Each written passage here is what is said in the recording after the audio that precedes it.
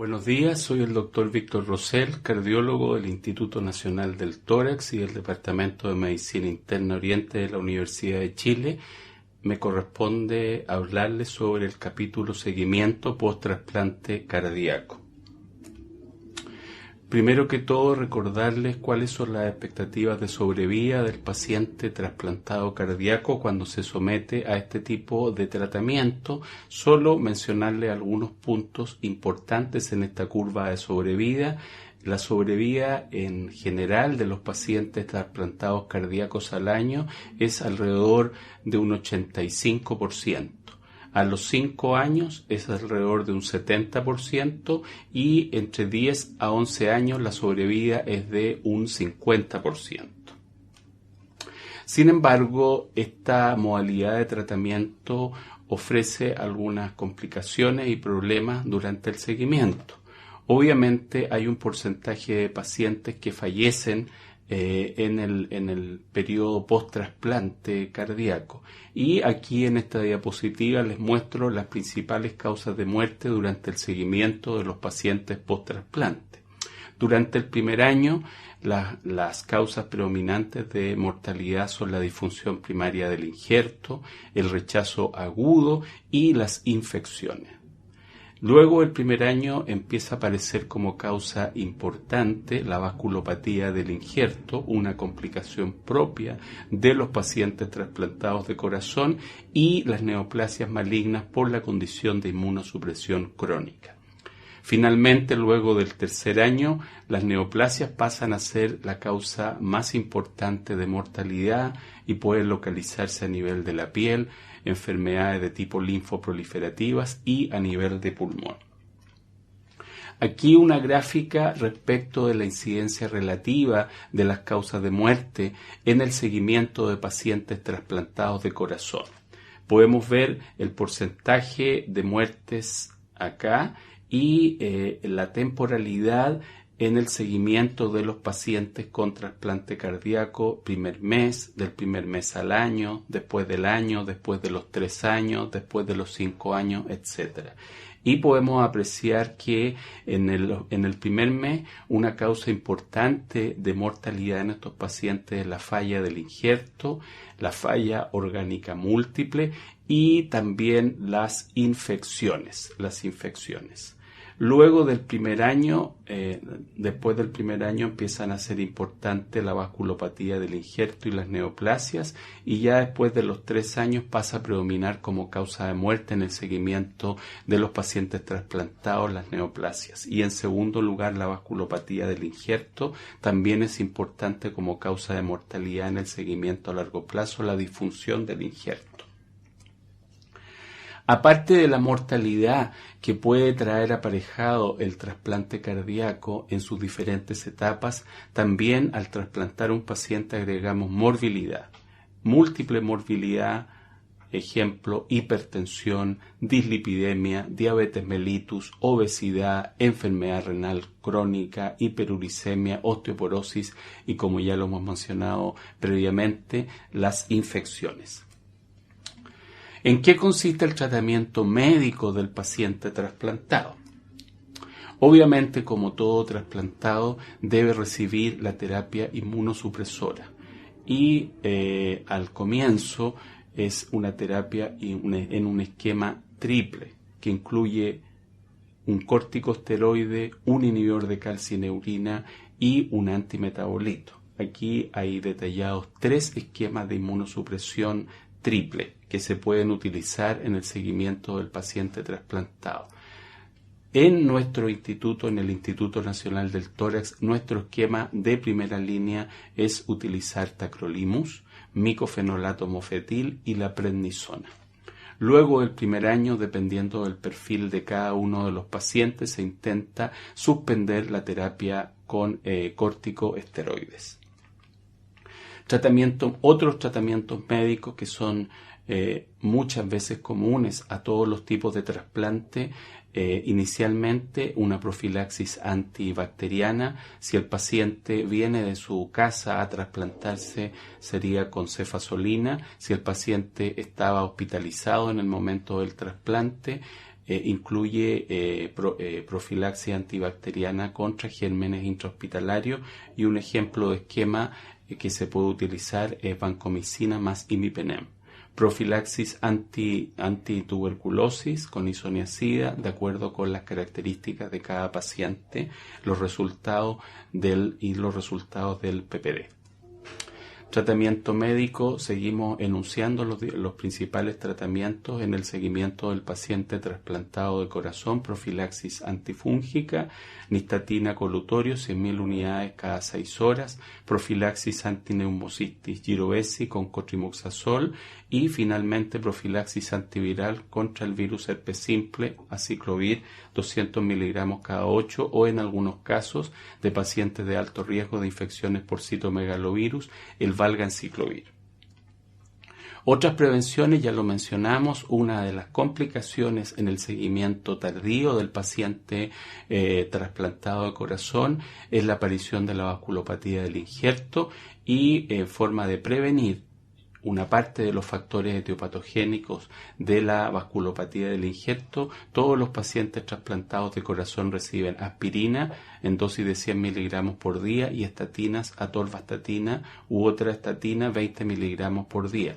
Otros tratamientos: reposición de calcio, vitamina D por el uso de los corticosteroides, y magnesio para reposición por la hipomagnesemia secundaria al uso de anticalcinurínicos, en nuestro grupo el tacrolimus. El seguimiento del paciente trasplantado de corazón considera la realización periódica de biopsias endomiocárdicas independiente de la condición clínica de estabilidad o la función del injerto cardíaco. Los pacientes son sometidos a un calendario planificado de biopsias endomiocárdicas, que es semanal durante el primer mes, quincenal durante los meses segundo y tercero, mensual durante los meses cuarto, sexto, y finalmente trimestral, en nuestro caso hasta completar un año. Esto porque la incidencia mayor de rechazo en trasplante de corazón ocurre dentro de los primeros 6 meses de haber recibido el injerto. En nuestro grupo, luego del primer año, si el perfil del paciente lo permite, se suspenden los corticosteroides y se realizan 1 o 2 biopsias adicionales luego del retiro de esta medicación. El seguimiento del paciente trasplantado obviamente incluye el control clínico y exploraciones complementarias tales como una radiografía de tórax y un ecocardiograma, que permite por una parte evaluar en forma periódica la función del injerto y por otra diagnosticar posibles complicaciones o eventuales complicaciones que se pueden producir durante la realización de la biopsia endomiocárdica, tales como el derrame y el taponamiento pericárdico. Incluye también laboratorio hematológico, el hemograma, seguimiento de citopenia, leucopenia específicamente, bioquímica sanguínea, función renal, función hepática, electrolitos, niveles de inmunosupresores, niveles de tacrolimus en nuestro caso, y hacemos un seguimiento planificado de PCR de citomegalovirus durante los primeros 6 meses post-trasplante, para, si es que corresponde, iniciar un tratamiento por adelantado con valganciclovir si se produce un viraje de la PCR del citomegalovirus. El seguimiento crónico del paciente trasplantado es aquel periodo que comienza a partir del primer año, luego del primer año, y tiene como objetivo, de acuerdo a lo que ya hemos mencionado, detectar precozmente complicaciones en el curso evolutivo del paciente trasplantado, tales como la vasculopatía del injerto cardíaco o la aparición de neoplasia. El rechazo del injerto, como ya lo he mencionado, es menos frecuente, bastante menos frecuente luego del primer año. Recordemos que esta es una complicación que suele suceder dentro de los primeros 6 meses del trasplante cardíaco. Por lo tanto, en relación al rechazo del injerto, luego de transcurrido un año no se efectúan biopsias endomiocárdicas planificadas, excepción sea hecha si es que hay alguna evidencia de falla cardíaca o disfunción del injerto en el seguimiento ecocardiográfico de estos pacientes. La enfermedad vascular del injerto es una forma de rechazo crónica propia de los pacientes trasplantados del corazón, y para pesquisar esta complicación se realiza una coronariografía. Idealmente debiera utilizarse con ultrasonido intracoronario en la coronariografía inicial dentro de los primeros 3 meses. Luego se efectúa una nueva coronariografía al cumplir 1 año, y luego del primer año se efectúan anualmente o cada 2 años coronariografía, o eventualmente se puede recurrir a la utilización de métodos no invasivos para diagnóstico de isquemia miocárdica. La vasculopatía del injerto, como ya les mencioné, es una forma crónica de rechazo y consiste en el estrechamiento difuso de las arterias coronarias, producto de lo cual muchas veces disfunciona el injerto, se pueden provocar arritmias cardíacas e infartos. El gran problema con la vasculopatía del injerto que las lesiones son difusas y muy pocas veces son susceptibles de tratamiento, ya sea por la vía endovascular o quirúrgica con bypass aortocoronarios. Las neoplasias son obviamente comunes a todos los tipos de pacientes trasplantados en su seguimiento, es una causa de morbimortalidad, y obviamente los métodos diagnósticos dependerán del tipo de neoplasia que se esté sospechando. Me pareció importante mencionarle algunos conceptos importantes en la evolución y en el probable enfoque de un paciente con trasplante cardíaco. ¿Qué debería conocer yo de un paciente trasplantado de corazón? Primero, fisiología cardíaca diferente con implicancias en la práctica clínica. Ya vamos a hablar un poco más en detalle respecto de esto. ¿Y qué escenario eventualmente pueden ustedes enfrentar ante un paciente con trasplante cardíaco si les corresponde efectuar alguna evaluación durante una hospitalización o en alguna atención o una visita al servicio de urgencia? Arritmias en el paciente trasplantado, insuficiencia cardíaca y, algo común a todos los tipos de trasplantados, la posibilidad de que consulten o sean hospitalizados por cuadros de tipo infeccioso. ¿Qué es lo que es esto de fisiología cardíaca diferente con implicancias en la práctica clínica de la atención de estos pacientes? Es que hay una denervación completa. La cardiectomía en el donante interrumpe las conexiones ya sea aferentes y eferentes, y estas no son restauradas durante la implantación subsecuente en el receptor. Se produce, por lo tanto, un estado de denervación completa en el receptor de un trasplante cardíaco. Y la interrupción de la inervación aferente y eferente afecta diferentes aspectos de la homeostasis cardiovascular al interferir con sistema simpático y sistema parasimpático. El corazón trasplantado, por ejemplo, esta fisiología de denervación completa es la responsable en la interrupción de las vías aferentes de la ausencia de angina en los pacientes trasplantados. Los pacientes trasplantados de corazón pueden sufrir un infarto cardíaco sin tener manifestación clínica clásica como el dolor torácico retroesternal del paciente, de la angina, propio de la angina.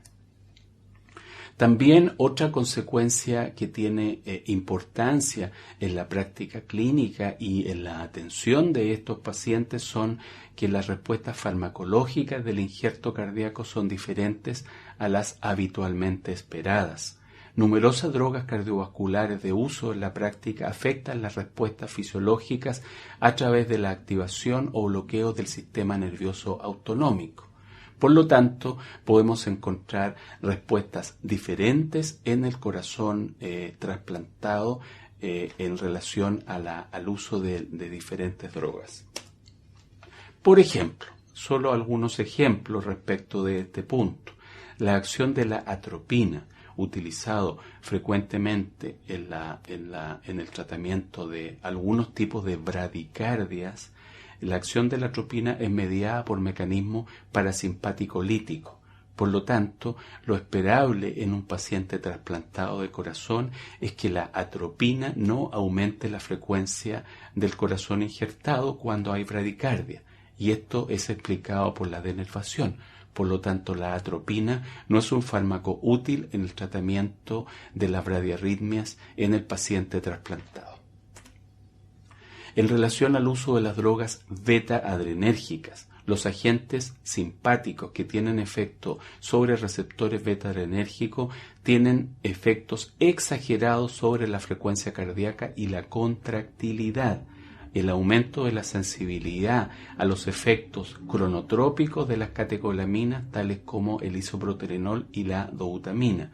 Por lo tanto, en casos de bradicardia, medicamentos disponibles para el uso en la práctica clínica sería el isoproterenol y la epinefrina, son agentes efectivos para tratar la bradicardia. La adenosina, otro fármaco habitualmente utilizado en el tratamiento de las taquicardias paroxísticas supraventriculares en el corazón trasplantado, muestra una sensibilidad exagerada a la acetilcolina. Por lo tanto, el nódulo sinusal de un corazón denervado, como en el trasplante, tiene mayor sensibilidad a los efectos de la adenosina. Debe tenerse precaución en estos pacientes para prevenir bradicardia cuando se usa la adenosina, cuando intentamos cardiovertir farmacológicamente una taquicardia paroxística supraventricular. Los bloqueantes beta-adrenérgicos, por otro lado, pueden tener efectos deleterios sobre el corazón denervado.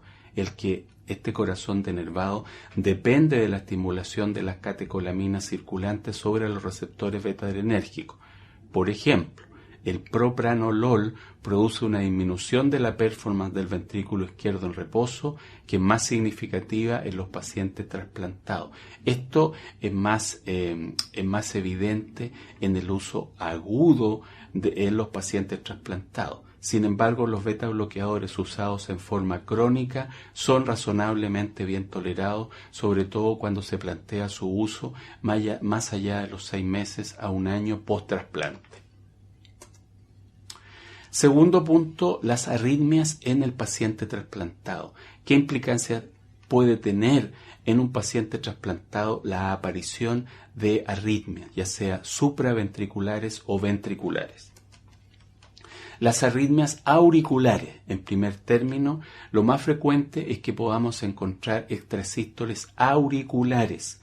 Pueden presentarse también flutter, taquicardia auricular y fibrilación auricular, pero este se ve con menos frecuencia. La fibrilación auricular y el flutter pueden estar asociados a la presencia de un rechazo. Por lo tanto, cuando se evalúa un paciente, o si les corresponde evaluar un paciente trasplantado de corazón que se les presenta en el escenario de una fibrilación auricular, uno debe agregar a las hipótesis diagnósticas respecto de la etiología la posibilidad que ese paciente esté cursando con un rechazo del injerto. La respuesta ventricular rápida, nuevamente enfatizando el concepto de la denervación del corazón trasplantado, puede ser manejada con diltiazem o beta bloqueadores de acción corta como el esmolol. La digoxina es relativamente ineficiente para controlar la frecuencia ventricular de las arritmias supraventriculares porque algunos de sus efectos son mediados a través del sistema parasimpático. Las arritmias ventriculares, en segundo término, ocurren más frecuentemente durante la hospitalización en el periodo post-trasplante inmediato o en los primeros días. Lo más frecuente de observar son extrasístoles ventriculares. Pueden presentarse episodios de taquicardia ventricular no sostenida y ritmo idioventricular acelerado, y a diferencia de lo que ocurre con las arritmias de tipo supraventriculares como la fibrilación auricular, las arritmias ventriculares son o están menos asociadas como marcadores de rechazo. Sin embargo, por ejemplo, arritmias de tipo ventricular pueden ser la manifestación de una vasculopatía del injerto con una disfunción secundaria del injerto. Las causas de arritmias ventriculares, sobre todo en el postoperatorio inmediato del trasplante, pueden ser, como ocurre en otros casos de pacientes sometidos a cardiocirugía, hidroelectrolíticas como la hipocalemia o la hipomagnesemia. Sin embargo, también influyen factores propios del proceso de trasplante como la injuria, isquemia, reperfusión. ¿Qué pasa con la insuficiencia cardíaca en el paciente trasplantado de corazón? También es un síndrome clínico que debe ponernos en alerta cuando eventualmente se vean enfrentados a un paciente con antecedentes de trasplante cardíaco que consulta al servicio de urgencia o es hospitalizado por un cuadro clínico sugerente de falla cardíaca. La insuficiencia cardíaca en el trasplante, en el corazón trasplantado, son infrecuentes. Ya, si el injerto está funcionando en forma correcta, obviamente no se presenta cuadro clínico sugerente de insuficiencia cardíaca. Sin embargo, podemos encontrar casos de insuficiencia cardíaca que pueden deberse a disfunción de tipo sistólica, a disfunción de tipo diastólica, y finalmente puede haber una insuficiencia cardíaca secundaria a la aparición de valvulopatías en el seguimiento del paciente trasplantado. Dependiendo del periodo post-trasplante en el que nos corresponda atender a un paciente trasplantado de corazón que consulta por insuficiencia cardíaca, son las causas más probables.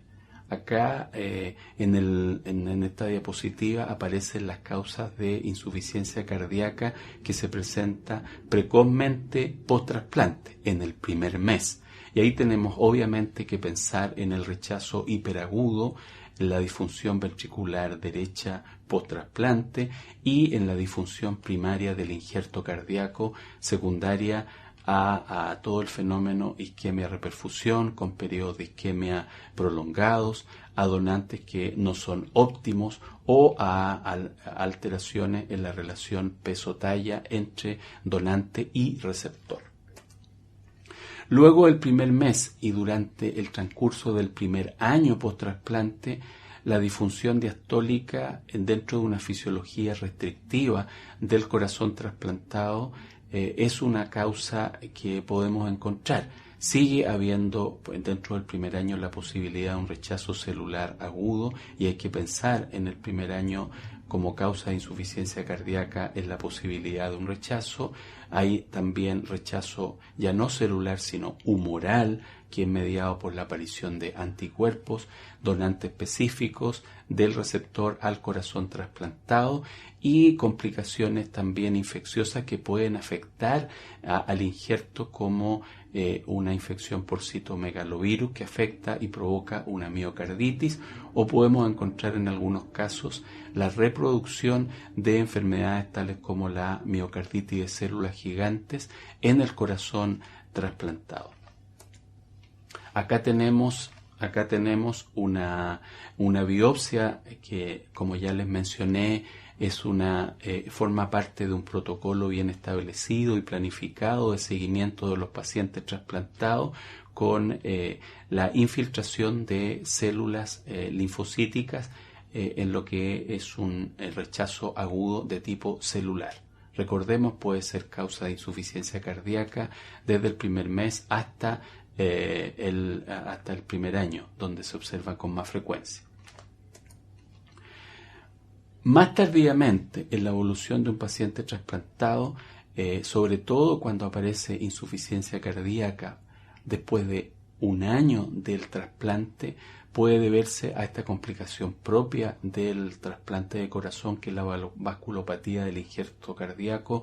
También puede aparecer rechazo celular y eventualmente humoral, pero es menos frecuente de observar, y también se pueden empezar a ver valvulopatías propias del trasplantado, por ejemplo la insuficiencia de la válvula tricúspide, que en ocasiones puede tener que ver con algún daño del aparato valvular producto de las biopsias que se realizan o como complicación de las biopsias puede quedar algún daño, ya sea de velo valvular tricuspidio o una rotura de cuerda tendínea como un evento adverso post-biopsia.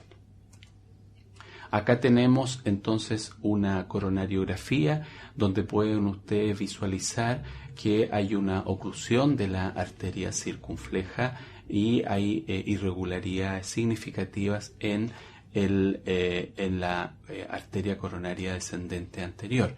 Vuelvo a reiterar, vasculopatía del injerto, complicación propia de los pacientes trasplantados que tiene una etiopatogenia que es diferente a la enfermedad aterosclerótica clásica que está relacionada con los factores de riesgo cardiovascular. En este caso, si bien es cierto, los factores de riesgo cardiovascular son una parte de la etiopatogenia, en estos pacientes se agregan otros factores que cobran importancia, como la aparición de rechazos durante el seguimiento de los pacientes y las infecciones por citomegalovirus que modulan el sistema inmunológico, producen inflamación y también son factores relevantes en la etiopatogenia de la vasculopatía del injerto. Vuelvo a reiterarles que las posibilidades de revascularización, ya sea percutánea o quirúrgica en la vasculopatía del injerto, son poco frecuentes de representar una alternativa por lo difuso de las lesiones. Muchas veces esta es una causa de retrasplante del injerto cardíaco. Por último, hablarles algunos minutos de las infecciones en pacientes trasplantados. Esta es una complicación común a todos los pacientes trasplantados y tiene que ver con el grado de inmunosupresión crónica al que son sometidos los pacientes trasplantados. Es una importante causa de mortalidad y morbilidad. Ya vimos las causas de mortalidad, que las infecciones representan un factor importante etiológico como causa de muerte. Alrededor del 40% de los pacientes sufre una o más infecciones durante el primer año. La mayoría de los episodios están relacionados con la intensidad de la inmunosupresión durante los primeros meses. Fundamentalmente durante los primeros 6 meses, la inmunosupresión es más intensa, por lo tanto la posibilidad de desarrollar infecciones es más alta y el riesgo de todas maneras es más alto durante el primer mes después del trasplante. Aquí hay un gráfico clásico de infecciones después del trasplante. Podemos ver que en relación a la evolución en el tiempo, los meses después del trasplante es la incidencia de diferentes tipos de infecciones. En el primer mes post-trasplante, la incidencia mayor de infecciones es bacteriana y fúngica. Luego del primer mes, entre primero y segundo mes, empiezan a ser importantes las infecciones víricas y luego del segundo a tercer mes las infecciones por neumocistis fundamentalmente. En general, después del año y sobre todo después del año y medio, las infecciones en pacientes trasplantados tienden a ser semejantes a las de la población de pacientes no trasplantados.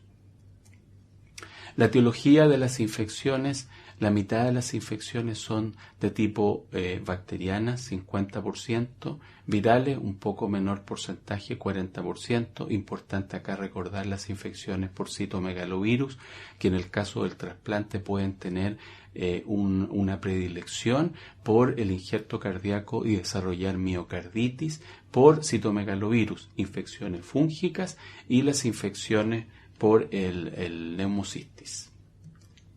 Las infecciones bacterianas regularmente son por gérmenes gram positivos y un porcentaje menor por gérmenes gram negativos. Y los sitios más comunes durante los primeros 18 meses son el pulmón, con prácticamente un tercio de las infecciones. Pueden ser infecciones del torrente circulatorio en un cuarto de los casos, gastrointestinales menor porcentaje y finalmente pueden ocurrir infecciones de piel y de heridas. Para concluir esta presentación, algunos mensajes clave que les pudiera transmitir a ustedes como médicos no especialistas en el área de trasplante, y específicamente en el área del trasplante cardíaco, y que pueden ser útiles para su eventual enfrentamiento a pacientes trasplantados de corazón en sus diferentes escenarios clínicos.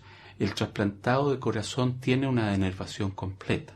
Y esto afecta la fisiología cardiovascular y puede provocar respuestas no esperadas en el corazón del paciente trasplantado.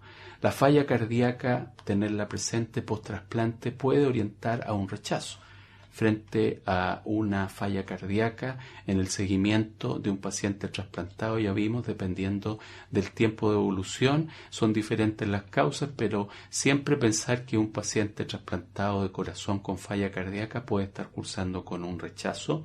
Las arritmias también tenerlas presentes, porque aparte de todas las causas que pueden provocar arritmias en un paciente no trasplantado de corazón, en el corazón, en el paciente trasplantado de corazón, especialmente las arritmias de tipo supraventriculares como la fibrilación auricular, pueden representar una manifestación de rechazo. Tenga siempre presente la posibilidad de infecciones, como todo paciente trasplantado, y sus etiologías que van variando de acuerdo a los diferentes momentos post-trasplante.